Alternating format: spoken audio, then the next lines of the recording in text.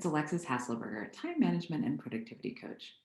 By March, 80% of resolutions and goals from the beginning of the year have been abandoned.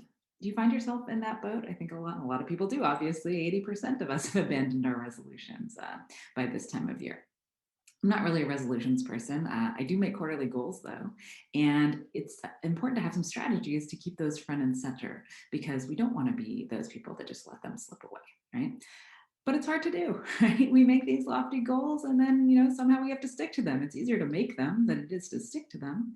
And so, what can we do?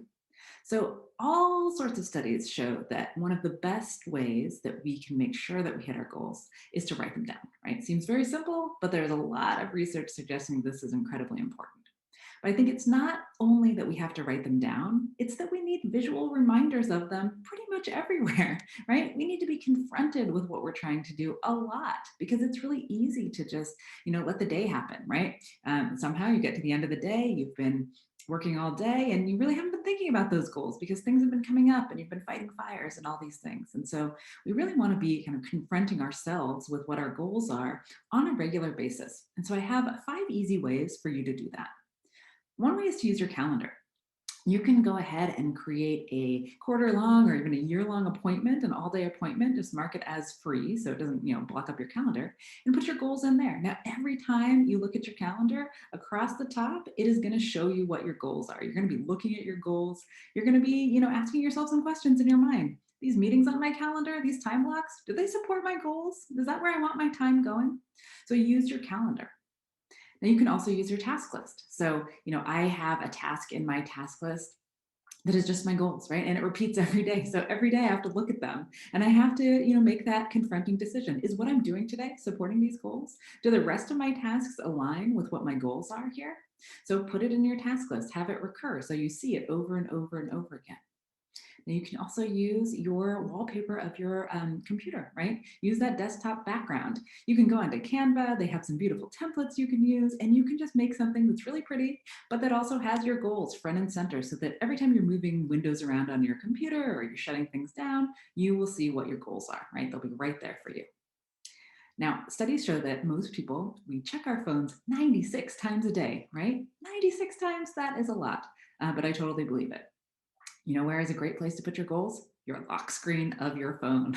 Because if you're checking it 96 times a day, then that's 96 opportunities to be confronted with your goals. You can also go to Canva and you can use some of their lock screen templates and you can just put your goals in there that way, download it, put it on your phone.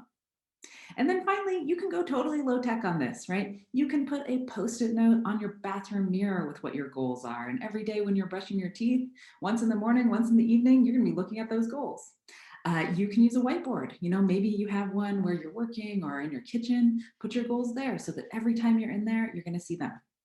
Maybe you have a beautiful handwriting or you like to draw your goals or use your best penmanship or calligraphy skills or whatever you've got and write your goals, frame them and put them directly across from where you're working, right? So every time you look up from your screen, you're now going to be seeing your goals. So that's 5 different ways that you can have a visual reminder of what those goals are. Now I want to leave you with one more thing here. What if your goals change, right? What if you're looking at those goals and you say, these don't really make sense anymore, or one of them doesn't make sense anymore? Pivoting is a-okay. That is not failing.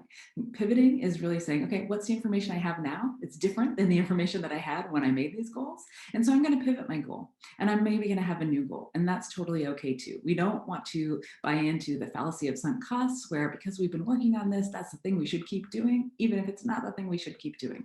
So put those visual reminders up any way that makes sense for you. You could choose all 5 or you could just choose one. And then also revisit your goals. Do they still make sense? If they don't, it's okay to pivot. That is not failing. Hey, it's Arlies. I just want to tell you to like and subscribe. Only a small percentage of the people that watch our videos are actually subscribed. And we're trying to get our videos out there. We're trying to help people. So yeah, just subscribe and maybe drop a like.